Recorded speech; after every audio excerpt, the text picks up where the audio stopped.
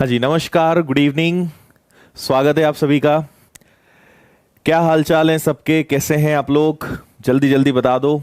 आज से नया टॉपिक शुरू करेंगे हम लोग, प्रॉफिट एंड लॉस, और ये हर एग्जाम के लिए काफी इंपॉर्टेंट टॉपिक है और इसको हम पूरा बेसिक से पढ़ना शुरू करेंगे और एकदम एडवांस लेवल तक, हाई लेवल तक लेकर जाएंगे। अभी देखिए कई सारे एग्जाम्स आपके हैं, जैसे अभी बैंकिंग के कई सारे एग्जाम्स आने वाले हैं, रेलवे का एग्जाम आपका होने वाला है, दिल्ली पुलिस का होने वाला है, जेल प्रहरी का होने वाला है।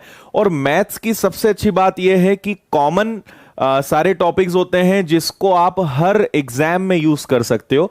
तो एकदम बेसिक से एकदम मजेदार तरीके से इसको हम पढ़ना शुरू करेंगे और अगर आप पूरा चैप्टर मेरे साथ पढ़ते हैं तो आपको कभी दिक्कत नहीं आएगी। और आपको पता है कि मैं हमेशा बिना फॉर्मूले के पढ़ाता हूं, सिंपल ट्रिक्स और लॉजिक से हम पूरे क्वेश्चन सारे करेंगे और बहुत अच्छे से इसको सीखेंगे और आपकी जितनी भी प्रॉब्लम्स हैं वो हमेशा के लिए इस चैप्टर की फिनिश हो जाएगी। ओके भाई, गुड इवनिंग, स्वागत सभी का। सब लोग बढ़िया हैं? हाँ जी, मैं एकदम बढ़िया हूं। आप बताओ कैसे हो सब लोग? ठीक है, चलो। प्रॉफिट एंड लॉस कैसा लगता है वैसे आप लोग को? प्रॉफिट एंड लॉस एक ऐसा चैप्टर है जो छोड़ भी नहीं सकते हैं और सीखने में भी दिक्कत देता है, पर ऐसा है नहीं। बेसिकली बहुत मजेदार, बहुत सिंपल टॉपिक है, मजा आएगा आपको इसको पढ़ के। चलो, बहुत अच्छे। नमस्ते भाई, नमस्ते। ठीक है, मैं बीच बीच में आपके कमेंट्स भी देखते रहूंगा, पर आप थोड़ा कोशिश कीजिएगा कि जो चल रहा है उससे जुड़ी हुई बातें पूछेंगे। जैसे मैं अभी जो पढ़ाऊंगा आपको, उससे जुड़े हुए प्रश्न आप मुझसे पूछोगे तो मैं आपको डेफिनेटली बताऊंगा। अगर इधर उधर की बातें करेंगे तो फिर थोड़ा सा हम उसका जवाब नहीं दे पाएंगे, है ना। और कोशिश कीजिए और ज्यादा लोगों को जोड़ने की, बाकी फिर आपकी मर्जी है, मेरा काम है पढ़ाना। चलो भाई, अच्छा लगता है प्रॉफिट एंड लॉस? हाँ जी, पूरा कंप्लीट पढ़ाऊंगा मैं, बिल्कुल। मैं अगर कोई टॉपिक शुरू करता हूं तो उसको कंप्लीट कराता ही हूं, तो आप उसके लिए निश्चिंत रहिए। डेली 6 बजे आप टाइम फिक्स कर लीजिए, रोज शाम को 6 बजे हम लोग लाइव मिलने वाले हैं और ये टॉपिक हम पूरा कंटिन्यू करेंगे। इसके आगे भी बहुत सारी चीजें मैं कराऊंगा। अब यूट्यूब पे मेरी क्लासेस बढ़ेंगी और मैं आपको जो टॉपिक डिफिकल्ट है वो आपको सिखाऊंगा और प्रैक्टिस बहुत सारी मैं आपको करवाने वाला हूं। ओके, चलिए तो शुरुआत की जाए प्रॉफिट एंड लॉस की। एक अच्छी सी इमेज, अगर प्रॉफिट है तो हमारा ये रिएक्शन होता है और लॉस होता है तो ये रिएक्शन होता है ना। चलो, जस्ट जोक अपार्ट, स्टार्ट करते हैं। अच्छा, एक अच्छी बात और आपको बता दूं मैं कि मैं आपको जितना भी पढ़ाऊंगा इसके नोट्स भी आपको मिलेंगे पीडीएफ फॉर्म में, है ना। आपके सामने ही मैं पूरे नोट्स बनाऊंगा और आपको ये सब पीडीएफ फॉर्म में मिलेंगे क्लास खत्म होने के आधे 1 घंटे बाद अपने टेलीग्राम ग्रुप पर। तो विनर्स इंस्टीट्यूट इंदौर का टेलीग्राम ग्रुप ज्वाइन कर लेना। जस्ट क्लास खत्म होगी, आधे से 1 घंटे में आपको इसके नोट्स मिल जाए करेंगे पीडीएफ फॉर्म में। तो आपको स्क्रीनशॉट लेने की जरूरत नहीं, कुछ ज्यादा टेंशन नहीं, मेरे पूरे हैंड रिटन नोट्स मैं आपको देने वाला हूं। ठीक है, तो पीडीएफ आपको मिल जाया करेगी। सो क्वेश्चंस पे हम चलेंगे, पर क्वेश्चंस के पहले हम कंसेप्ट देखेंगे, कुछ छोटी छोटी चीजें पहले समझेंगे, फिर जैसे जैसे हमारे क्वेश्चंस आते जाएंगे हम बाकी चीजों को भी देखते जाएंगे। हाँ जी, डेली चलेगा, बस आप लोग को रेगुलर रहना पड़ेगा। मैं तो रेगुलर अब रहूंगा, आप लोग को रेगुलर मेरे साथ रहना है। ठीक है, चलो देखिए, सबसे पहले प्रॉफिट एंड लॉस के लिए हमें 3 टर्म्स को बहुत अच्छे से समझना होगा। सबसे पहला आपका होता है सीपी, जिसको हम हिंदी में बोलते हैं, क्या बोलते हैं हिंदी में? हम इसको बोलते हैं क्रय मूल्य। दूसरा होता है एसपी, एसपी मतलब सेलिंग प्राइस, और इसको हिंदी में हम क्या बोलते हैं? इसको हम बोलते हैं विक्रय मूल्य, राइट। और तीसरा हमारा होता है एमपी, एमपी मतलब क्या होता है? Marked price. इसके और भी कई सारे नाम हैं, पर सबसे कॉमन इसका जो नाम है वो क्या है? अंकित मूल्य है। अच्छा, और डिस्काउंट भी इसी चैप्टर में आता है। ठीक है, डिस्काउंट भी हम यहां पर पढ़ेंगे। ठीक है, देखो ये जो चैप्टर है, हर एग्जाम, आप भारत के किसी भी सरकारी नौकरी, किसी भी कॉम्पिटिटिव एग्जाम की तैयारी करो, आपको प्रॉफिट एंड लॉस काम आना ही है। तो इसको पढ़ने में सिर्फ प्रॉफिट है, लॉस है ही नहीं। ठीक है, चलो हाँ, परसेंटेज का चार्ट भी मैं बताऊंगा। परसेंटेज इस चैप्टर के लिए बहुत जरूरी है। परसेंटेज में ऑलरेडी पढ़ा चुका हूं, अगर आपने नहीं देखा है तो परसेंटेज का एक बार लेक्चर आप मेरा पूरा पढ़ लेना। 6 से 7 घंटे का लेक्चर है, आपको परसेंटेज दोबारा कहीं से पढ़ना ही नहीं पड़ेगा। इतना एकदम पेड क्लास में हम लोग जो पढ़ाते हैं ना, पूरा मैंने रिकॉर्डेड लेक्चर उस पर डाला है। आप परसेंटेज एक बार पढ़ना, हमेशा का काम आपका परसेंटेज का खत्म हो जाएगा। देखो, एक बात आप ही समझना, कॉस्ट प्राइस या क्रय मूल्य, इसमें एक चीज ये ध्यान रखें कि क्रय मूल्य ऑलवेज, कॉस्ट प्राइस हमेशा पता है कितना परसेंट होता है, हमेशा 100% होता है। ठीक है, इसका मतलब क्या होता है, किसी भी प्राइस पे आप जो भी चीज खरीदते हो, आपने कोई भी चीज जितने रुपए की ली, वो आपके लिए कॉस्ट प्राइस होगा, खरीदने वाला मूल्य, और वो आपके लिए हमेशा 100% होगा। ठीक है, अब आपने अगर प्रॉफिट लिया तो उसका प्राइस बढ़ जाएगा, लॉस हुआ तो उसका प्राइस कम हो जाएगा। पर प्रॉफिट या लॉस, शुरुआत में कोई भी चीज जो है उसकी प्राइस कितने परसेंट होगी, 100% होगी। ठीक है, अब मैं आपको एक बहुत काम की बात बताता हूं, ध्यान रखिएगा। प्रॉफिट और लॉस पता है इनके बीच में होता है। लाभ या हानि की जब भी बात आती है, प्रॉफिट या लॉस की जब भी बात आती है, तो हमेशा हम कॉस्ट प्राइस और सेलिंग प्राइस को देखते हैं, क्रय मूल्य और विक्रय मूल्य को देखते हैं। लेकिन जब इन दोनों की बात आती है तो यहां पे आपका कंसेप्ट पता है कौन सा वाला आता है, डिस्काउंट। डिस्काउंट का मतलब क्या होता है, छूट। मैं आपको भी एग्जाम्पल से बताऊंगा। देखो, सपोज करिए मैंने कोई चीज खरीदी जिसका प्राइस है 100 रुपीज। मैंने कोई वस्तु खरीदी जिसका मूल्य कितना है, 100 रुपए। सो मेरे लिए तो वो 100 रुपए की चीज है। ठीक है, अब मैं इस पर अगर, अब देखो आजकल का ट्रेंड क्या है, ये जो डिस्काउंट है ना, क्वेश्चन एग्जाम के पॉइंट से तो इंपॉर्टेंट है ही, पर हमारी डे टू डे लाइफ में भी बहुत इंपॉर्टेंट हो गया है। एक जमाना हुआ करता था जब डिस्काउंट साल भर में 1 या 2 बार बड़े त्योहार पे ऑफर आते थे। आजकल आपने देखा होगा साल भर डिस्काउंट चलते, कोई भी छोटा सा डे आया और डिस्काउंट, और कुछ नहीं भी है तो भी सेल और डिस्काउंट चलता ही रहता है। रीजन पता है क्या है, रीजन है हम इंडियंस की आदत है ना। हमें अब डिस्काउंट का चस्का लग गया है, हमें अब डिस्काउंट की आदत लग गई है कि अगर किसी चीज पे डिस्काउंट नहीं मिलेगा मतलब हम घाटे में हैं, है ना। तो कंपनीज जो है बड़ी बड़ी, वो भी बड़ी समझदार हैं। उन्हें पता है कि भारत में अगर आपको कोई सामान बेचना है तो डिस्काउंट देना पड़ेगा। लेकिन भारतीय इतने खतरनाक है, उन्हें इस बात से मतलब नहीं कि चीज थी कितने की और मिल कितनी रही है।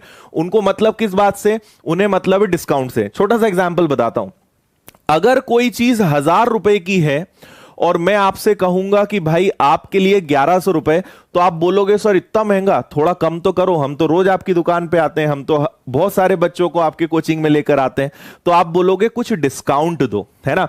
तो मैं आपसे बोलूंगा कि भाई मुझे 1000 का पड़ा, मैं तुम्हें 1100 में दे रहा हूं, इसमें और क्या डिस्काउंट दो। पर आपको तो डिस्काउंट चाहिए, तो आप मुझसे लड़ झगड़ के ये चीज 1050 में ले जाओगे। बहुत ही ज्यादा आप एक्सपर्ट हो भावताव करने में तो 1000 में ले जाओगे, और अगर महिलाएं लड़कियां आ गई तो वो तो 900 में ही ले जाएंगी, वो तो और खतरनाक होती इस मामले में। ठीक है, अब मुझे समझ में आया कि यार ये तो गलत बात है। अब मैंने क्या करा, मैंने मतलब बिजनेसमैन का बता रहा हूं मैं ऐसा नहीं करता हूं।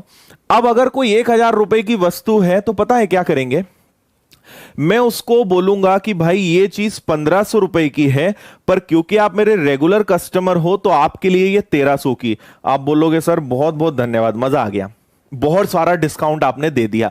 तो अब आप यहां से खुशी खुशी जाओगे, क्योंकि आपको मतलब पता है, इस 1000 से मतलब नहीं है, आपको मतलब किस चीज से, कम कितना हुआ। आप बोलोगे सर थोड़ा सा और देख लो और अच्छा लगेगा, मैं बोलूंगा बिल्कुल, मुझे तो कोई दिक्कत ही नहीं है, मैं बोलूंगा ये लो 1200 में ले जाओ। आप बोलोगे सर सही है, अब हमेशा आपकी दुकान पे आएंगे। समझ में आ रही है बात, है ना। तो हमें इस चीज की आदत है, हम ये देखते हैं कि हमें कम कितना पड़ा, हमें डिस्काउंट कितने का मिला, इस बात से फर्क नहीं पड़ता कि वो चीज थी कितने की और हम लेके कितने की आए। तो जब मैं ईमानदारी से 1100 में दे रहा था तो कोई भी नहीं ले रहा था। फिर मैंने कहा कि ठीक है 1500 में और ये लो 1200 रुपए का। तो ये एक्चुअली दुकानों का ये कल्चर है, मॉल्स में, शॉपिंग मॉल्स में आप देखोगे ब्रांड्स का, तो ये सिस्टम उनका चलता है ना। तो ऐसे डिस्काउंट का कंसेप्ट आया। तो अगर कोई चीज 100 रुपए की है, ठीक है, तो मैंने उसके ऊपर एक टैग लगाया। अब हम वापस, ये तो मजाक वाली बात थी, ऐसा कुछ नहीं है, मजाक वाली बात है। तो 100 रुपए की चीज है, मैंने उसके ऊपर एक टैग लगाया, मैंने उसके ऊपर एक पर्ची चिपका दी, और पर्ची चिपका के उसके ऊपर मैंने लिख दिया 150 रुपए। समझ में आ रहा है? तो अंकित मूल्य का मतलब क्या होता है? किसी भी चीज के ऊपर जो मूल्य छपा हुआ होगा, प्रिंटेड प्राइस, अंकित मूल्य जो उसके ऊपर अंकित है, उसे हम क्या बोलेंगे? उसे हम बोलेंगे उसका मार्क्ड प्राइस, अंकित मूल्य। तो चीज 100 की है, मैंने लिख दिया 150, और अब मैं इस पे डिस्काउंट दूंगा, तो डिस्काउंट देने के बाद इसी चीज को मान लो मैंने 120 रुपए में बेचा। समझ में आ रही है बात? चीज थी 100 की, लिखा मैंने 150, और डिस्काउंट के बाद बेचा कितने में? 120 में। तो अब सुनना, ये क्या है? क्रय मूल्य है। ये क्या है? अंकित मूल्य है, मार्क्ड प्राइस है। और ये क्या है? सेलिंग प्राइस है। अगर मैं आपसे बोलूंगा कि बताओ यहां डिस्काउंट कितने रुपए का दिया, ठीक है, कितने रुपए का, यहां कितने रुपए की छूट दी गई, तो आप छूट के लिए इन दोनों के बीच का अंतर देखोगे, हाँ या ना? भाई डिस्काउंट कहां से निकालोगे? इन दोनों के बीच का डिफरेंस ही देखोगे ना। तो आप बोलोगे सर यहां पे 30 रुपए का डिस्काउंट दिया गया है। मतलब डिस्काउंट किन के बीच में देखा जाता है? विक्रय मूल्य और अंकित मूल्य के बीच में। अच्छा, फिर मैं आपसे पूछूंगा बताओ यहां प्रॉफिट कितने का हुआ, तो अब आप इन दोनों के बीच देखोगे, इन दोनों में कितने का डिफरेंस है? 20 रुपए का। तो हम बोलेंगे यहां प्रॉफिट कितने का हुआ? 20 रुपए का हुआ। ओके है ना? समझ में आ रही? बहुत बेसिक बात बता रहा हूं मैं, ये एकदम बच्चों वाली चीजें हैं जो आपने पहले पढ़ी है, पर क्योंकि हम चैप्टर को एकदम बेसिक से पढ़ रहे हैं तो ये मुझे बताना जरूरी है। ओके है? तो प्रॉफिट या लॉस के लिए हम इन दोनों का डिफरेंस लेते हैं, और डिस्काउंट के लिए हम इन दोनों का डिफरेंस देते हैं। और ये जो मार्क्ड प्राइस है, अंकित मूल्य है, ये बना ही डिस्काउंट के लिए है। आगे आपको और अच्छे से समझ में आ जाएगा। अगर अभी थोड़ा बहुत कम भी आ रहा है, चिंता मत करना, जैसे जैसे क्वेश्चंस हम करेंगे आपको बहुत अच्छे से ये चीजें समझ में आ जाएंगी। ओके है? तो ये ले लेते हैं। अब इसके बाद एक और बहुत इंपॉर्टेंट चीज मैं आपको बताऊंगा, क्योंकि देखो आपसे मैंने कहा है कि मैं आपको फॉर्मूले से नहीं सिखाऊंगा, और अगर किसी को फॉर्मूले से ही सीखना है तो उसको यूट्यूब पे पढ़ने की जरूरत ही नहीं है। मार्केट से कोई भी किताब उठा लाओ, उसमें ढेर सारे फॉर्मूले लिखे हैं, उसको रट डालो, है ना?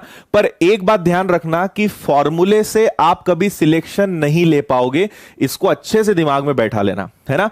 क्योंकि फॉर्मूले बहुत सारे हैं, और फॉर्मूले से केवल एक ही, मतलब एक फॉर्मूला याद करोगे तो उससे एक ही क्वेश्चन सॉल्व होगा। और अगर लॉजिक लगाना सीख गए, एक बार दिमाग चलने लगा, तो क्वेश्चन कैसा भी आ जाए, कितना भी घुमा के दे दें क्वेश्चन, कितना भी टफ बना के दे दें, आपसे बन जाएगा। क्योंकि इसमें प्रॉफिट एंड लॉस में ऐसा मत सोचना कि बस 15-20 टाइप के क्वेश्चन होते हैं, बहुत प्रकार के क्वेश्चंस हैं, है ना? अगर इसको एक महीना भी पढ़ाए ना तो भी इसके क्वेश्चंस खत्म ना हो, इतने टाइप होते हैं। पर इतना पढ़ाना पॉसिबल भी नहीं है, इतना पढ़ना भी पॉसिबल नहीं है। तो फिर एक ही बात है, और वो क्या है कि लॉजिक डेवलप करो, है ना? आपका जो स्कूल का एक्सपीरियंस है उससे मत कंपेयर करो, है ना? आप जब एक बार पढ़ने लगोगे ना, इंटरेस्ट आएगा और आपको लगेगा कि वास्तव में फॉर्मूले से करना भी नहीं चाहिए। ठीक है? तो मैं आपको एक छोटी सी चीज सिखा रहा हूं, इसको अच्छे से सुन लेना। मैं आपको एक परसेंटेज का चार्ट बनाकर बता रहा हूं, और ये परसेंटेज का चार्ट अभी बस देखते जाना, ठीक है? बिल्कुल चिंता मत करना कि ये वैल्यूज कैसे आ रही हैं, क्या है, सब मैं आपको बताऊंगा। बस एक बार ईमानदारी से आप बस मेरी चीजों को फॉलो करते चलो। आपको अगर एंड में अच्छे से ना क्वेश्चंस बनने लगे तो मुझसे बोलना, है ना? इसलिए आप पूरा मेरे ऊपर छोड़ दो, और जैसा जैसे मैं बोलते जा रहा हूं वैसे वैसे आप करते जाना, और वो चीजें आप बस समझते जाना, ठीक है? देखो, आपको पता है कि कभी भी एग्जाम में ऐसे सिंपल परसेंटेज आजकल पूछे नहीं जाते। 10%, 20%, 30%, इनका जमाना गया, है ना? आजकल जो नया पैटर्न चल रहा है उसमें आपने देखे होंगे इस तरीके के क्वेश्चंस आते हैं। 16 2/3%, 14 2/7%, इसके बाद 12 1/2%। तो आखिर इन सब का चक्कर क्या है, ये सब क्या होते हैं, वो मैं आपको समझा रहा हूं, और ये यहां कैसे काम आएंगे उसको मैं समझा रहा हूं, ठीक है? अगर आपको प्रॉफिट एंड लॉस चैप्टर अच्छे से करना है तो 2 चैप्टर्स का बेसिक पता होना चाहिए, परसेंटेज और रेशो, अनुपात और प्रतिशत। प्रॉफिट एंड लॉस अपने आप में कुछ नहीं है, प्रॉफिट एंड लॉस अपने आप में 2 चैप्टर्स का मिक्सचर है, 2 चैप्टर्स का मिश्रण है। पहला प्रतिशत और दूसरा अनुपात, और आप देखना हर जगह यही कंसेप्ट लगेंगे, और बहुत आसान है। अगर आपने ये नहीं भी पढ़ा है तो भी आपसे बनने लगेगा। देखो भाई, परसेंटेज का मतलब क्या होता है? परसेंटेज का मतलब होता है 100%, ठीक है? और प्रतिशत मतलब 100 हो गया। अनुपात का बेस हमेशा क्या होता है? 1, और हम पूरे टेक्निक वही लगाएंगे। तो आप एक बात याद रखना कि कभी भी 1 लिखा हुआ है, अगर मेरे पास कोई एक चीज है तो वो अपने आप में 100% है। ठीक है, अगर मेरे पास एक चीज है तो वो अपने आप में क्या है? 100% है। अगर मैंने किसी चीज के 2 भाग करे, मैंने किसी चीज को 2 भागों में बांटा, मतलब मैंने उसको कितने कितने परसेंट कर दिए? अगर एक चीज को 2 भागों में बांटोगे तो 50-50% ही तो होगा। अगर किसी चीज को 3 भागों में बांटोगे तो वो कहलाएगा आपका 33 1/3%। 4 भागों में बांटोगे तो वो कहलाएगा आपका 25%। 5 भागों में बांटोगे तो वो कहलाएगा 20%। ठीक है, आपको मैं अभी थोड़ा सा चलो बता देता हूं कि इनका यूज क्या है, फिर आपको और इंटरेस्ट आएगा। मैंने आपसे कहा कि किसी चीज को बेचने पर मैंने 33 सही 1/3% लाभ कमाया, है ना। 33 1/3% प्रॉफिट, 33 सही 1/3% मैंने लाभ कमाया। इसका मतलब क्या है ना? बस सुन लो, फिर आगे क्वेश्चन से और अच्छे समझ में आएगा। आपको पता है कि इसका मतलब क्या होता है? इसका मतलब होता है 1/3। ठीक, और आपको अब यह पता होना चाहिए कि अगर प्रॉफिट एंड लॉस चैप्टर पढ़ रहे हैं तो नीचे वाली वैल्यू हमेशा कॉस्ट प्राइस मतलब क्रय मूल्य होगी, और ऊपर वाली वैल्यू उसका प्रॉफिट या लॉस होगी। मतलब किसी चीज को अगर मैंने 33 1/3% प्रॉफिट पे बेचा है, मतलब अगर कोई चीज 3 रुपए की होगी तो मैंने 1 का प्रॉफिट लेकर 4 में बेचा होगा, और अगर उसे लॉस में बेचा है तो मैंने 3 में से 1 का लॉस लेकर उसको कितने में बेचा होगा? 2 में। ठीक है, ये आगे हम इसको ऐसे यूज करेंगे, बाकी आगे क्वेश्चंस के साथ मैं आपको ज्यादा अच्छे से इसे समझाऊंगा, है ना। अपनी लिस्ट को आगे बढ़ाते हैं। अगला आप ध्यान रखें, देखो ये समझ में आ गया, किसी चीज को 6 भागों में बांटने का मतलब होता है 16 2/3%। 7 भागों में बांटने का मतलब होता है 14 2/7%। और इनको कैसे याद करना है मत चिंता करना, है ना, घबराना मत, मैं आपको सब याद करवा दूंगा, बस देखते चलो। 1/9 का मतलब क्या होता है? 11 सही 1/9। 1/10 का मतलब क्या होता है? 10%। 1/11 का मतलब क्या होता है? 9 सही 1/11। 1/12 का मतलब क्या होता है? 8 सही 1/3। 1/13 का मतलब क्या होता है? 7 सही 9/13। 1/14 का मतलब क्या होता है? 7 सही 1/7। और लास्ट 1/15 का मतलब क्या होता है? 6 सही 2/3। ठीक है, मैं आपको टेलीग्राम पर एक चार्ट शेयर करूंगा, 1 पेज का 2 पेज का है, उसका प्रिंट आउट निकाल लेना और जहां भी आपका स्टडी टेबल है वहां पे लगा लेना। ये वही सब इसका पूरा चार्ट में दूंगा, रोज आप बस एक बार इस पे नजर भी घुमा लोगे ना तो अपने आप ये चीजें याद हो जाएंगी। और आपको अभी इस चीज की ताकत पता नहीं है, आपने अगर इस चीज को समझ लिया ना तो आपका percentage, ratio, profit and loss, simple interest, compound interest, मिश्रण, कई सारे चैप्टर्स चुटकी बजाने जितने आसान हो जाएंगे। और ये चीजें बच्चे सीखते नहीं हैं, या तो कोई सिखाता नहीं है या वो सीखते नहीं है, इसलिए वो परेशान होते रहते हैं। और अभी आप देखना कि इनसे हम टफ क्वेश्चंस को भी कितनी आसानी से करने वाले हैं। ठीक है, तो देखते चलो आप आगे। इतनी बात समझ में आ गई? पीडीएफ मिलेगी आपको अपने विनर्स इंस्टीट्यूट इंदौर के नाम से टेलीग्राम चैनल है, उस पे जाना, ज्वाइन कर लेना। इसके नोट्स भी मिल जाएंगे और वो चार्ट भी मिल जाएगा, सारी चीजें आपको पीडीएफ और सब कुछ वहीं मिलेगा आपको, है ना। कंप्लीट चैप्टर होगा भाई, कंप्लीट, है ना। जितने क्वेश्चंस कराऊंगा पूरा आपको अच्छे से मैं करवाऊंगा। ओके है, चलो इतनी बात समझ में आ गई। तो फिलहाल बस मैंने आपको भी ये चार्ट बनवाया है, फिर जैसे जैसे हमें जरूरत पड़ेगी वैसे मैं आपको चीजों को याद दिलाते रहूंगा, है ना। ये बात आपको समझ में आ गई। अब हम चलते हैं आगे क्वेश्चंस की तरफ, ठीक है। और क्वेश्चंस में इसको सॉल्व कैसे करना है, कैसे इनका यूज करना है उसको समझेंगे। तो आइए, और आपको पता है कि मैं हमेशा टाइप वाइज पढ़ाता हूं, है ना। मैं 2 चीजें हमेशा पढ़ाता हूं, मतलब जो मेरा पढ़ाने का तरीका है वो ये है कि पहला तो मैं टाइप वाइज पढ़ाता हूं और हमेशा एकदम 0 लेवल से, बेसिक से मैं एडवांस लेवल की तरफ लेकर जाता हूं, है ना। आपको खुद धीरे धीरे लगेगा कि हां जैसे जैसे चैप्टर बढ़ते जाएगा लेवल आपको खुद फील होगा कि हां लेवल बढ़ते जा रहा है ना। एक तरीका वो होता है कि पहला क्वेश्चन ही टफ दे दो, पहले क्वेश्चन में ही बच्चे का कॉन्फिडेंस डाउन कर दो और उसको ये एहसास करा दो कि तुम्हें मुझसे पढ़ना ही पड़ेगा, है ना, तुम्हें मैं ही सिखा सकता हूं। गलत तरीका है वो, है ना। कभी भी स्टूडेंट का कॉन्फिडेंस डाउन नहीं करना चाहिए, तरीका हमारा सही होना चाहिए। अगर हम एकदम जीरो से सिखाएंगे ना तो बच्चा सीखते भी जाता है और उसका लेवल भी बढ़ते जाता है। तो कभी भी किसी क्वेश्चन को देख के अपना कॉन्फिडेंस डाउन मत किया करो, है ना। कुछ ना कुछ गड़बड़ है, कुछ ना कुछ लोचा है वहां पर। चलो भाई जल्दी से आंसर बता दो मुझे इस क्वेश्चन का, बता सकते हो क्या? हाँ जी, रोज क्लास होगी ये, वेरी गुड, ओके। देखिए भाई, किसी वस्तु का क्रय मूल्य 8,000 रुपए है, कितने रुपए में बेचा जाए कि 25% का लाभ हो, है ना। इतना आसान क्वेश्चन पूछने के पीछे मेरा उद्देश्य ये नहीं कि आप आंसर बताओ, मैं आपको इससे कंसेप्ट बताऊंगा कि हम क्या क्या कर सकते हैं ना। 5 मिनट हम इस क्वेश्चन पे देंगे और आपको बहुत मजा आएगा इसमें, ठीक है। देखो, मैं आपको 3 तरीके सिखाऊंगा और आप उनको अच्छे से समझना। आपको लगेगा सर इतने इजी क्वेश्चन में 3 तरीके क्यों बता रहे हो?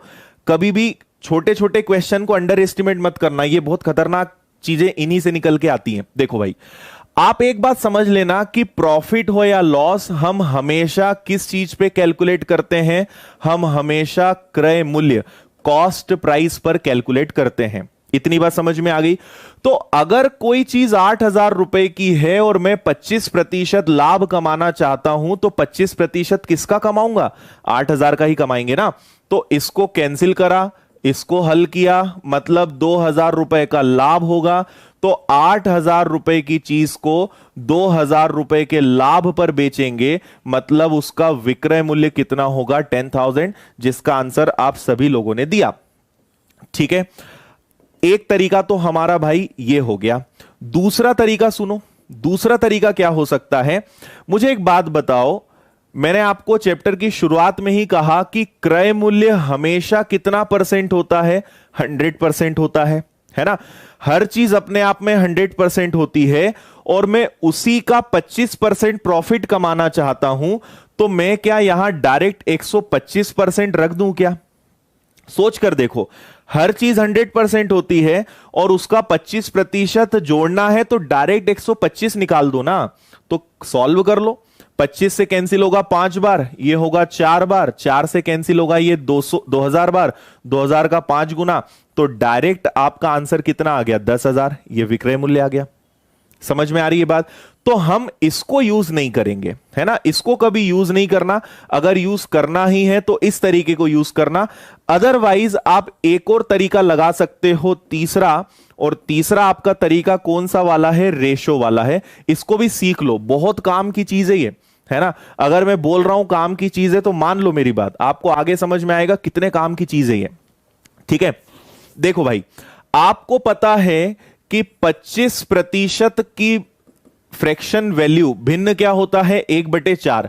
मैंने आपसे कहा था कि नीचे हमेशा कॉस्ट प्राइस आता है, नीचे हमेशा क्रय मूल्य आता है, और ऊपर उस पे जो भी लाभ कमाना है तो एक जोड़ दो, हानि है तो एक घटा दो, प्रॉफिट या लॉस। तो आप हमेशा 2 चीजों का अनुपात बनाओ, क्रय मूल्य और विक्रय मूल्य का। ये आपका क्रय मूल्य है और ये आपका विक्रय मूल्य है ना। और जिनको लग रहा है सर आगे बढ़ो, तो अभी रुक जाओ, अगले क्वेश्चन में आपको सब समझ में आ जाएगा कि मैं इतना डीप में क्यों पढ़ा रहा हूं, है ना। थोड़ा सा रुको और अगले क्वेश्चन का आंसर बताना फिर मुझे। देखो, क्रय मूल्य कितना मानोगे? 4, और क्योंकि प्रॉफिट लिया है ना, तो प्रॉफिट है तो एक जुड़ेगा, लॉस होता तो एक घटाते, 4 में एक जुड़ेगा, तो विक्रय मूल्य क्या बनेगा? 5।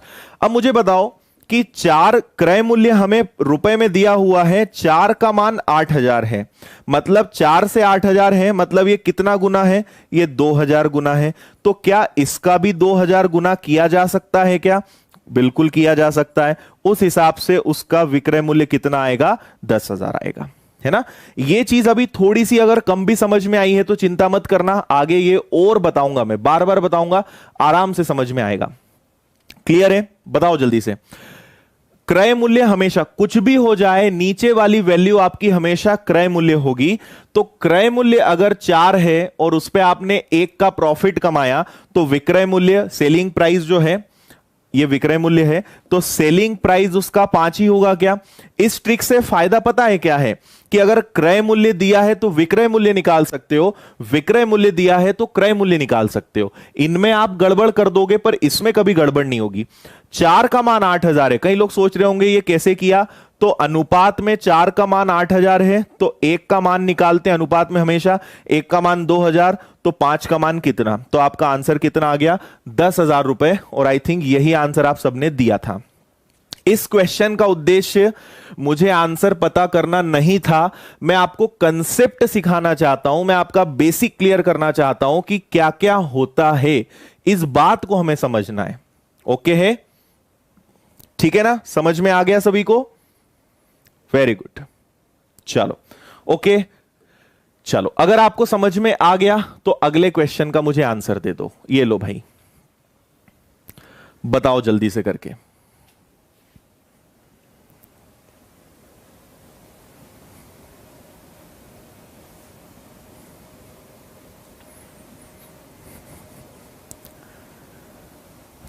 प्रॉफिट एंड लॉस लगभग मान के चलो 1 हफ्ता तो चलेगा भाई। मैं आधा अधूरा नहीं पढ़ाऊंगा ना, पढ़ाऊंगा तो पूरा एकदम डीप बेसिक क्लियर करते हुए, सारे टाइप कवर करते हुए, तो 1 हफ्ता तो कम से कम लगेगा। कम से कम बोल रहा हूं 10 दिन भी लग सकता है, डिपेंड करेगा आप लोगों की स्पीड पर।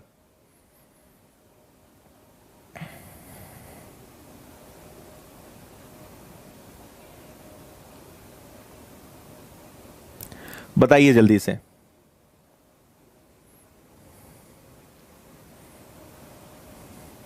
हाँ मैं तो बताऊंगा ही भाई सॉल्व करके। हाँ सुधा, आपको अभी और समझ में आ जाएगा, डोंट वरी। अभी इसको रेशो मेथड से ही करना पड़ेगा। जो मेथड नंबर 1 और मेथड नंबर 2 है अब वो फेल हो गई, अब यहां पे रेशो मेथड ही लगेगी। और यही मैं आपको समझाना चाह रहा था कि चीजें सीख लो, अगर जरा सा भी चेंज आया ना आप फेल जाओगे। करेक्ट, हाँ जी। चलो भाई देखो इधर जरा क्या करेंगे। आपके सामने इस बार सबसे बड़ी समस्या है ये, अगर आप बेसिक मेथड से भी करोगे ना कि 12,000 गुणा 123.33%, तो भी आपको देख के ही लगेगा कि इससे तो इसको छोड़ देंगे ज्यादा अच्छा है। दूसरी बात, अगर कर भी लोगे ना तो भी इनमें से आंसर नहीं आएगा, आंसर लगभग में आएगा और हमें एग्जैक्ट आंसर निकालना है ना। कुछ लोग बोल रहे हैं 14,800, तो लेट्स सी, चेक करते हैं क्या आंसर है आपका। देखो भाई एक बात मेरी अच्छे से सुन लो कि अगर कभी परसेंटेज कठिन दिया हुआ है, अगर प्रश्न में प्रतिशत कठिन दिया है तो उसको भिन्न में बदल लो, ठीक है। मतलब परीक्षा लेने वाला चाहता है कि आप उसको आसान बनाओ। अगर वो बच्चा जिसको इसको बदलना नहीं आता होगा, या तो वो पछता रहेगा, समय खराब करेगा, या फिर वो इसका आंसर जल्दी ले आएगा, ठीक है। तो अगर आपको कभी कठिन प्रतिशत दे तो रूल नंबर 1 घबराना नहीं, और रूल नंबर 2 कि उसको हमेशा भिन्न में बदलो। कैसे बदलोगे वो मैं सिखाऊंगा आपको, है ना। तो आपको पता है कि 23.33% तो सर ने जो चार्ट बनवाया था उसमें भी नहीं था, ये कैसे हो सकता है? तो देखो इसको हम चेंज करेंगे।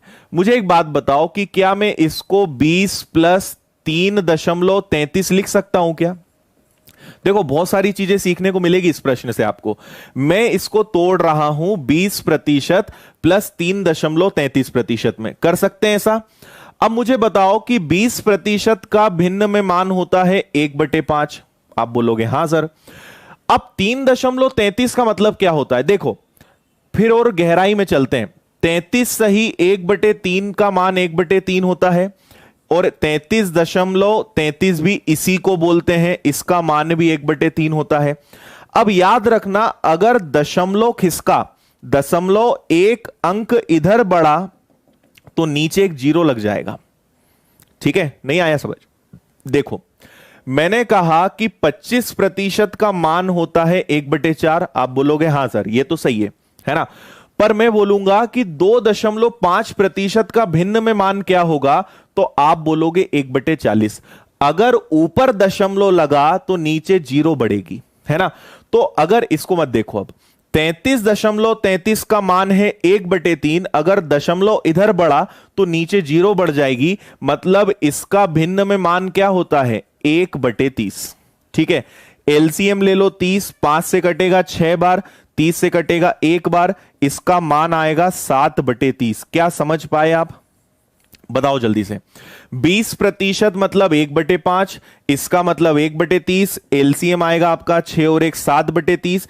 तो ये जो आपने 23.33% लिखा ना, इसका भिन्न में मान पता है कितना आ रहा है? इसका मान आ रहा है 7/30। अब ध्यान से सुनना, मैंने आपसे पहले ही कहा है कि 7/30 का मतलब क्या है। आपको पता है कि नीचे हमेशा क्रय मूल्य और ऊपर प्रॉफिट या लॉस, ये तो आपको पता है। फिर आप दो चीजों का अनुपात बनाओगे, क्रय मूल्य विक्रय मूल्य। इतना इंग्लिश चलेगा ना, हिंदी लिखने की जरूरत तो नहीं है इनको बार बार।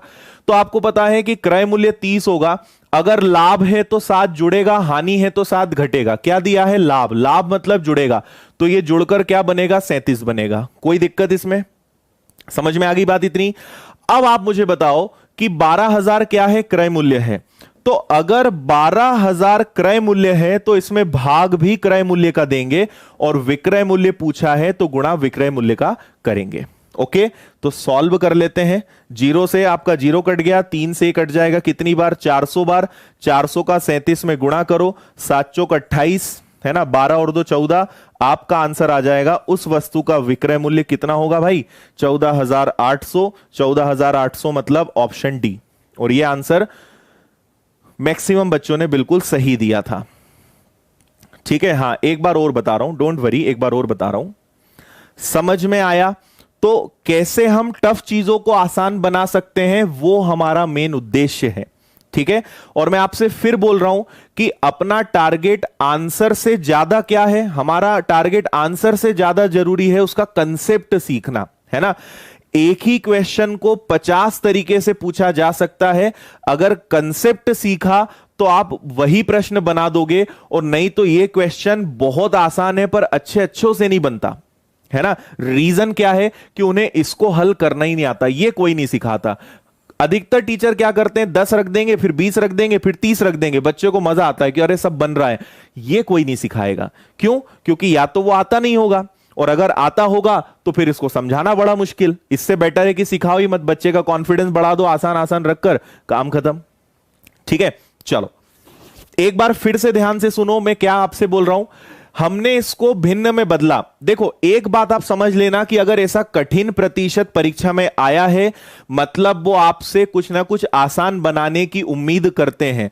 अगर आपने इसको बिना कुछ करे हल करा, आपका आंसर गलत आना तय है। ठीक है, तो जब भी कठिन प्रतिशत आए उसको भिन्न में बदलो। तो आपने इसको तोड़ा, 20 और 3.33 में 20% का मान 1/5 होता है। ये 1/30 कैसे हुआ मैंने आपको समझाया। 33.33 1/3 होता है, दशमलव लगा, नीचे एक 0 बढ़ेगा। एलसीएम लिया 30, 5 से कटा 6 बार, 30 से कटा 1 बार, इसका भिन्न आया 7/30। और अब इतना तो आपको समझ में आ जाना चाहिए कि नीचे वाली चीज हमेशा क्रय मूल्य होगी, प्रॉफिट है। अच्छा ऊपर 1 आए ऐसा जरूरी नहीं है, कुछ भी आ सकता है। ठीक है, तो अगर 7 आया है तो 7 का प्रॉफिट, लॉस होता तो 7 माइनस कर देते। मान लो अगर यहां हानि होती तो 30 में से 7 घटा के हम अनुपात पता है क्या बना देते? 30:23। पर क्योंकि यहां प्रॉफिट है तो मैं 7 यहां पर प्लस करूंगा। अच्छा अब अगली बात की ये क्रय मूल्य है, कॉस्ट प्राइस है, तो कॉस्ट प्राइस में भाग भी किसका देंगे? कॉस्ट प्राइस का, क्रय मूल्य का। अगर मान लो 12,000 विक्रय मूल्य होता तो मैं भाग 37 का देता, और गुणा किससे करता? 30 से। तो जो दिया है उसी के अनुपात का भाग देंगे। क्रय मूल्य है तो भाग भी क्रय मूल्य का, विक्रय मूल्य है तो भाग किसका? विक्रय मूल्य का। ओके है? ओके है? ठीक है, चलो और अच्छे से भी सीख जाओगे। अभी मैंने मात्र 2 क्वेश्चंस करवाए हैं। अब आप सोचो कि जब हम 70, 80, 100 क्वेश्चंस कर लेंगे तब आपका लेवल क्या होगा। इसलिए पेशेंस रखो, बढ़िया तरीके से आप सीखोगे। आगे बढ़ते हैं नेक्स्ट क्वेश्चन की तरफ। इसका आंसर बताएं, लगाओ दिमाग। अब आपके लिए मेन है ये वाली चीज चैलेंजिंग। लगाओ जल्दी से दिमाग, क्या करोगे बताओ। हाँ देखो, जो परसेंटेज का चार्ट है और जो क्लास के नोट्स हैं ये आपको टेलीग्राम चैनल पे मिलेंगे। विनर्स इंस्टीट्यूट इंदौर के नाम से सर्च कर लेना, ज्वाइन कर लेना। सारे डेली, अब डेली जितनी भी हमारी क्लास होती है, मैथ्स की नहीं बाकी भी, साइंस की क्लास होती है, इंग्लिश की क्लास होती है, इनके नोट्स आपको वहीं मिलते हैं। अगर आप ऐप पर हैं विनर्स की तो वहां नोट्स मिलते हैं, और अगर यूट्यूब की क्लास है तो उसके नोट्स टेलीग्राम पे मिलते हैं।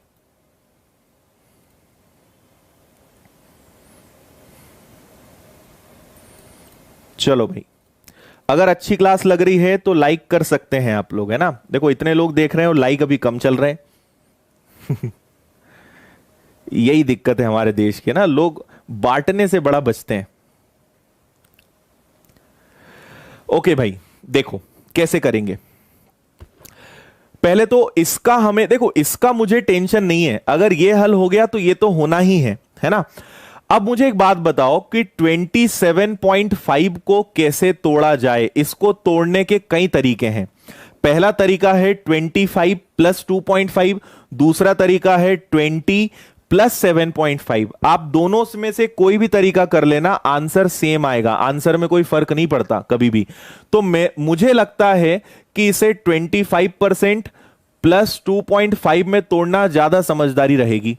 इसकी फ्रैक्शन वैल्यू भिन्न मान 1/4, तो इसका 1/40 होगा। थोड़ी देर पहले ही बताया था। एलसीएम लिया 40, 4 से कटा 10 बार, 40 से कटा 1 बार, तो आपके पास क्या आ जाएगा भाई 11/40। ठीक है। और देखो ये सब चीजें प्रैक्टिस होने के बाद मन में हो सकती है, ये तो मैं आपको समझा रहा हूं इसलिए इतना लिख रहा हूं, बिना लिखे भी आप बहुत सारा काम दिमाग में कर सकते हो। 11/40 का मतलब क्या होगा, नीचे वाली चीज क्रय मूल्य, ऊपर वाली चीज प्रॉफिट या लॉस। तो अगर क्रय मूल्य 40 है तो सेलिंग प्राइस क्या होगा, उसमें 11, प्रॉफिट है ना, प्रॉफिट है तो प्लस होगा, 40 में 11 जुड़ेगा तो कितना बनेगा 51। क्लियर है इतनी बात। अब आपसे क्या बोल रहे हैं, किसी वस्तु को, अब एक चीज और आपने ऑब्जर्व करी यहां पर, आपने अगर देखा हो तो इस बार ये पता है क्या है, ये आपको दिया हुआ है क्रय मूल्य, सॉरी ये आपको दिया हुआ है विक्रय मूल्य, सेलिंग प्राइस है। तो अगर 66,300 अगर विक्रय मूल्य है तो हमारे अकॉर्डिंग विक्रय मूल्य कितना है 51, तो उस हिसाब से क्रय मूल्य क्या होगा। आया समझ में। हाँ जी, कमेंट दिख रहे हैं भाई, सबके कमेंट दिख रहे हैं। अरे ये हर एग्जाम के लिए इंपॉर्टेंट है, चिंता ही मत करो, हर एग्जाम के लिए इंपॉर्टेंट है। ठीक है ना, क्लियर है। तो 40 पर 11 का प्रॉफिट हुआ, मतलब अगर चीज 40 की होगी तो उसको बेचा कितने में गया है, 51 में बेचा गया है। अब आप इससे डिवाइड कर दो, तो ये डिवाइड होगा, पहले कितनी बार डिवाइड होगा, एक बार, है ना। 51 चला जाएगा तो बचेगा कितना 153, और ये कितनी बार, 3 बार, मतलब ये एग्जैक्ट 13 बार कैंसिल हो रहा है ना। एग्जैक्ट 13 के आगे 2 जीरो लग जाएंगे, और इसके बाद आप गुणा करोगे, 13 का 4 गुना हो जाएगा 52, और ये आ गया 3 जीरो। ये मिल गया भाई आपको उसका कॉस्ट प्राइस, मतलब क्रय मूल्य। अब आप ईमानदारी से बताओ कि आप कैसा महसूस कर रहे हो, समझ में आया। 3 क्वेश्चंस में हमने पूरे चैप्टर का काया पलट कर दिया, और अब आपको समझ में आ गया होगा कि चीजों को आसान बनाया जा सकता है। क्वेश्चन टफ नहीं होता है, मेथड सही होनी चाहिए। मेथड सही है तो हर चीज आसान, और अगर मेथड सही नहीं है तो फिर मैथ्स तो बहुत टफ होता ही है, और इस जन्म में तो हम कभी सीख ही नहीं पाएंगे। ये चीज हम बचपन से हमारे दिमाग में बैठा दी गई है। हाँ मोहित भाई, पहला दिन है इसलिए स्पीड स्लो है, आज बेसिक चल रहा है, बेसिक में मैं स्लो ही पढ़ाता हूं, है ना, उसके बाद फिर स्पीड बढ़ेगी थोड़ी, और सब लोगों को लेके चलना है। देखो मेरा मेन उद्देश्य, कौन लोग हैं जिन्हें कुछ नहीं आता, जो एकदम मैथ्स से डरते हैं, उनको मैथ्स का कॉन्फिडेंस बढ़ाना मेरा मेन उद्देश्य है। इसलिए आराम से चलेंगे, सबको लेते हुए चलेंगे। चलो आगे बढ़े। नेक्स्ट, इसको तो अब कर ही लोगे आप, चलो इसका आंसर भी जल्दी से बता ही दो, फटाफट बता दो।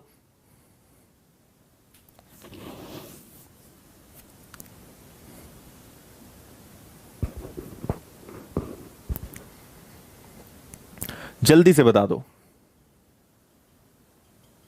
गुड, हाँ अशोक लाएंगे, वो भी लाएंगे। और देखो आप में से अधिकतर लोग पता है परेशान क्यों हैं, जो आपके डाउट्स आ रहे हैं, आपको डाउट तभी होगा जब आप क्लास में लेट आओगे। अगर रोज 6 बजे का टाइम है, आप शार्प 6 बजे आ जाओगे, शुरू से क्लास अटेंड करोगे, आपको हर बात समझ में आएगी। जो लोग लेट आए हैं वो अभी यही पूछ रहे हैं कि सर 2.5 को आपने 1/40 क्यों लिखा। अब मैंने ये समझाया है, पर आप लेट आए हो इसलिए आपको समझ नहीं आ रहा है। मैं बता रहा हूं 25% को हल करने पे 1/4 आता है। अगर इनमें दशमलव आया तो दशमलव आया मतलब नीचे एक जीरो बढ़ेगी।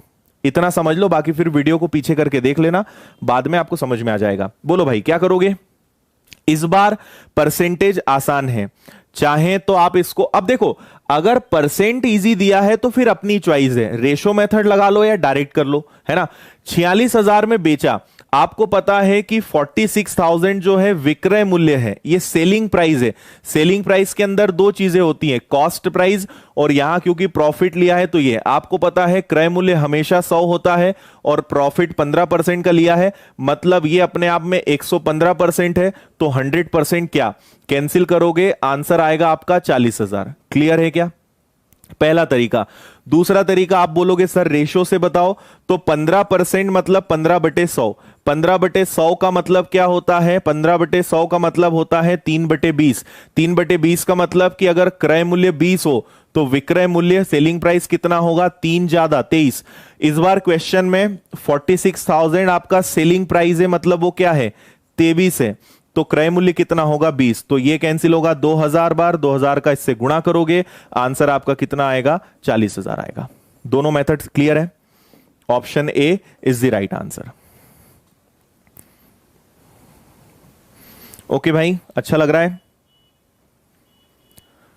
Very good. 40,000 आंसर आएगा, सी नहीं आंसर है, ए आंसर है। क्लियर सब कुछ? गुड।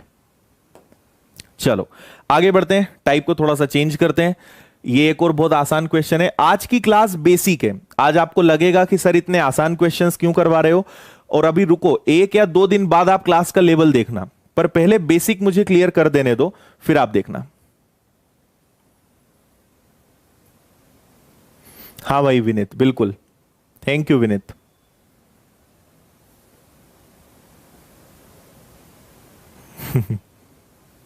थैंक यू भाई, थैंक यू।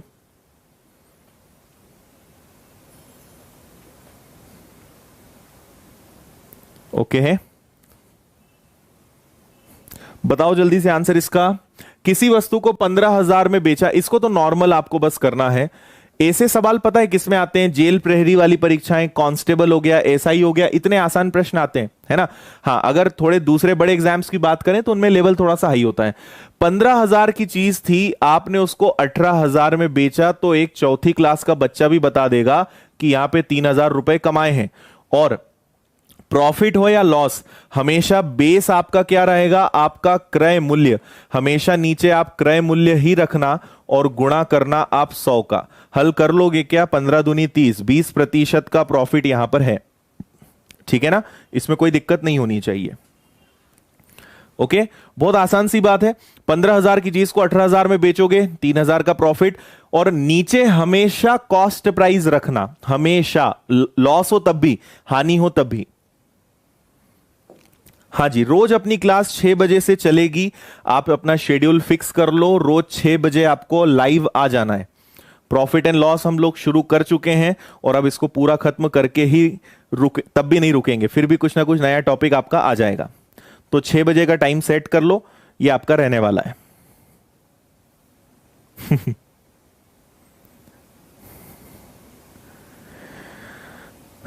हाँ भाई, मेरी देखो नाम लेने की आदत नहीं है बार बार, है ना। मुझे ऐसा पर्सनल फील होता है कि नाम लेने से क्लास डिस्टर्ब होती है। जो पढ़ने लिखने वाले सीरियस सिंसियर बच्चे ना, वो डिस्टर्ब होते हैं। तो नाम ये लेना ठीक है, कभी कभी लेंगे भी नाम, ऐसा नहीं कि नाम नहीं लेंगे, पर एकदम चिल्ला चोट करना क्लास का तरीका नहीं है बेसिकली। भाई मुझे अच्छा पढ़ाना है, आपको अच्छे से पढ़ना है, बस दो चीजों से मतलब रखो। टीचर को एंटरटेनर मत बनाओ कभी। टीचर को ये मत बोलो कि सर डांस करो, गाना गाओ, नाचो, चिल्लाओ। टीचर को टीचर बने रहने दो। Very good. 24, अब देखो डायरेक्ट डिफरेंस ही ले लो, तो दोनों में अगर आप देखोगे तो दोनों में डिफरेंस कितने का है? 3600 का है। नीचे आप 24,000 रखोगे कॉस्ट प्राइस और इंटू 100 कर दोगे। 3 जीरो से आपके 3 जीरो कैंसिल हो गए। 12 से 2 बार, 12 से 30 बार, और 2 को इससे कैंसिल करोगे, 15% का प्रॉफिट। एकदम सिंपल कैलकुलेशन था, आपका आंसर बी है। ठीक है ना, कोई दिक्कत तो नहीं है। आगे बढ़ते हैं, ये लो इसको करो।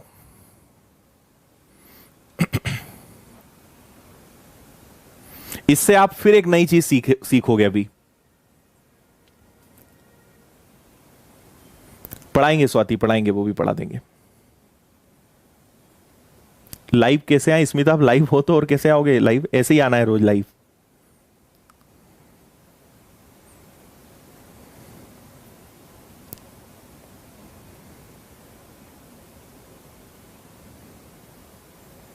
ठीक है,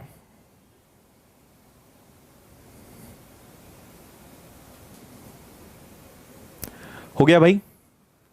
राम ने 5,000 रुपए में घड़ी खरीदी और उसे 10% लाभ पर श्याम को बेच दी। श्याम ने 9 से 1/11% लाभ पर मोहन को बेच दी। मोहन ने 1/5 हानि पर रोहन को बेच दी। रोहन ने घड़ी कितने में खरीदी? देखो इसको मैं आपको बताता हूं, है ना।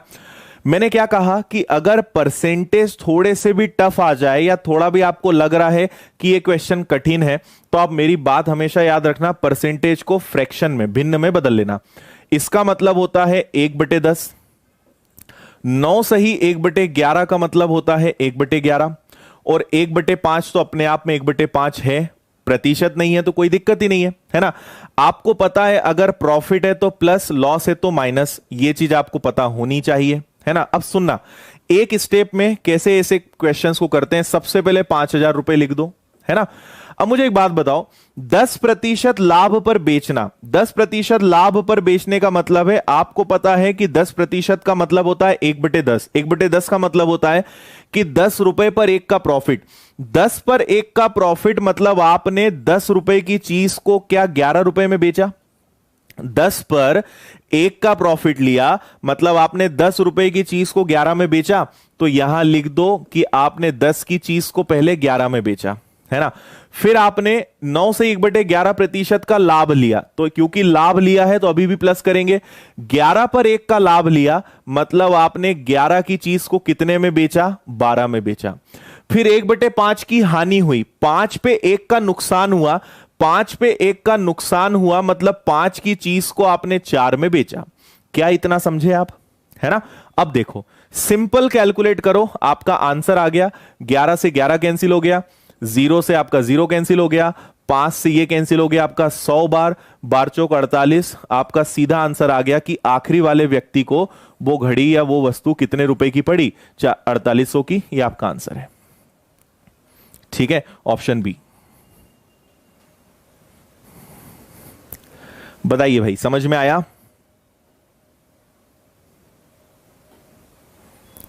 ठीक है, एक बार फिर से मैं बताता हूं, समझ लो। देखो 10% का मतलब क्या होता है? 1/10। 10% का मतलब होता है 1/10। 1/10 का मतलब यह है कि अगर प्रॉफिट होगा तो 1 जुड़ेगा, हानि होगी तो 1 घटेगा, है ना। तो अगर 10 की चीज को 11 में भी बेच सकते हैं और लॉस होगा तो 9 में बेच सकते हैं। अगर प्रॉफिट है तो 10 की चीज 11 में, लॉस होगा तो 10 की चीज 9 में। ये लिखना और सीख लो, और नहीं आता है तो ऐसा समझ लो कि ऐसा हम उसको लिखेंगे और एकदम आसानी से आपका आंसर आ जाएगा। ओके, वेरी गुड, ठीक है, समझ में आ गया सभी को यहां तक? तो जो मैंने आपको एक जो चार्ट बनवाया है ना, उसको अच्छे से देख लेना, है ना। उसको रटना मत, आप बस उसको रोज 5 मिनट का टाइम निकाल के बस एक बार पढ़ लिया करना, अपने आप याद होने लगेगा, है ना। 2-3 तो आज ही याद हो जाएंगे और अगली 2 या 3 क्लासेस में आपको पूरा याद हो जाएगा बिना रटे। बस एक बार देख लेना और जैसे जैसे हम क्लास में क्वेश्चन सॉल्व करेंगे आपको वो चीजें याद होने लगेंगी। चलिए नेक्स्ट क्वेश्चन। पहले क्वेश्चन को अच्छे से पढ़ना है, फिर इसको हम सॉल्व करेंगे। हर्षिता, रोज लिंक तो खैर टेलीग्राम पे मिलेगी, बाकी रोज 6 बजे क्लास अपने आप लगनी है। तो आप अगर चैनल को सब्सक्राइब कर चुके हो तो नोटिफिकेशन आ जाएगा, अगर नहीं भी करा है तो 6 बजे रोज चैनल पे आ जाना।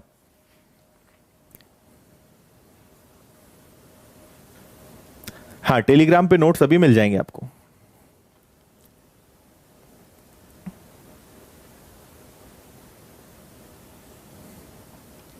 रोज 6 बजे लाइव रहेगी भाई, रोज 6 बजे।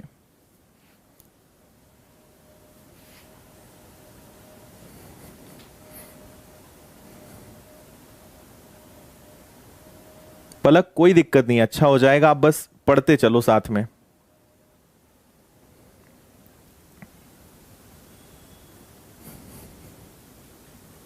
हो गया? जो मैं आपको पढ़ा रहा हूं ना, ये हर एग्जाम के लिए भाई, एसएससी हो, बैंक हो, एसआई हो, है ना, कांस्टेबल हो, जेल प्रहरी, दिल्ली पुलिस, हर एग्जाम के लिए, रेलवे, सबके लिए है ये। हाँ, विनर्स की ऐप आप डाउनलोड कर सकते हो, विनर्स के नाम से मिलेगा, उस पे पेड कोर्सेज चलते हैं।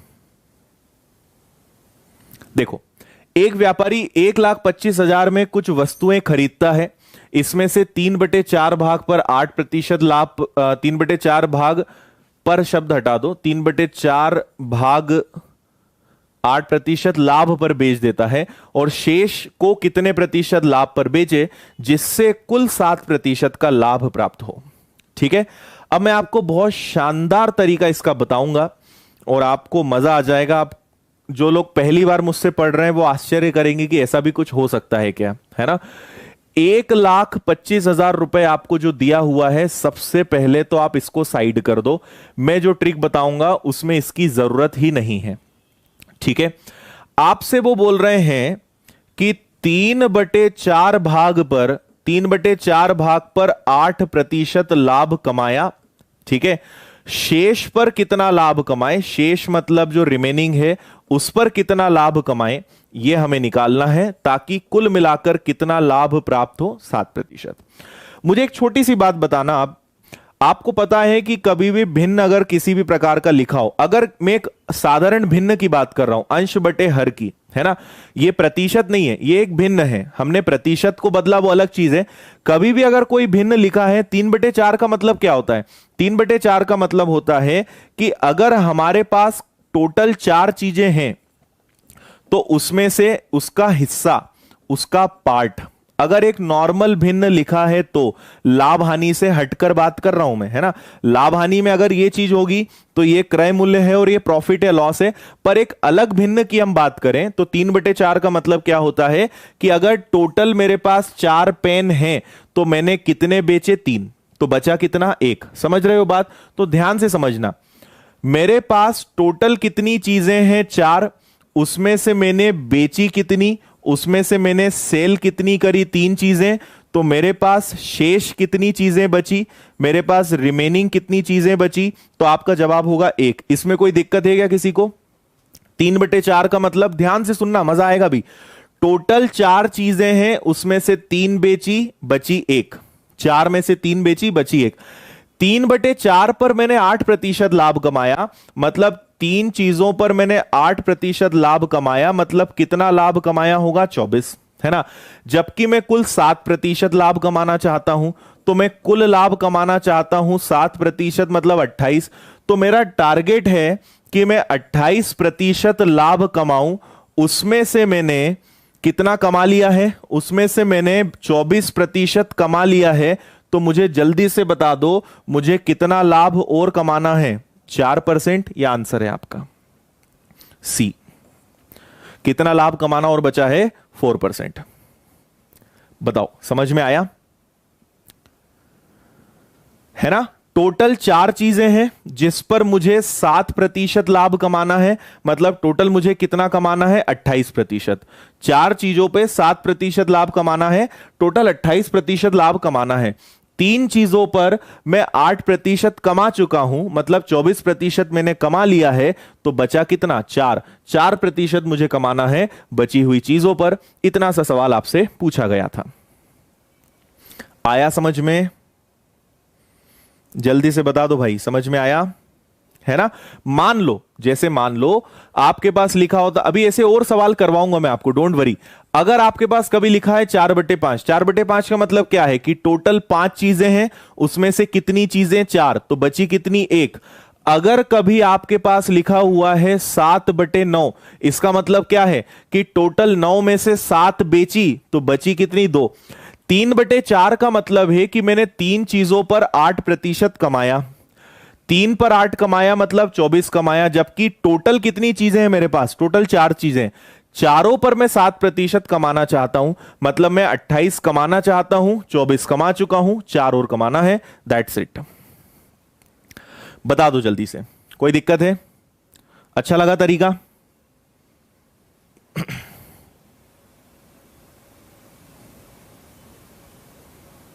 ओके है,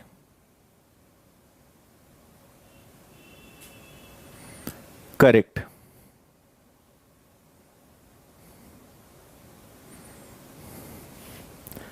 ठीक है। चलो, तो अच्छा एक बात मैं आपको आगे और बता देता हूं, है ना। अभी आपकी YouTube पे कई सारी क्लासेस चल रही हैं।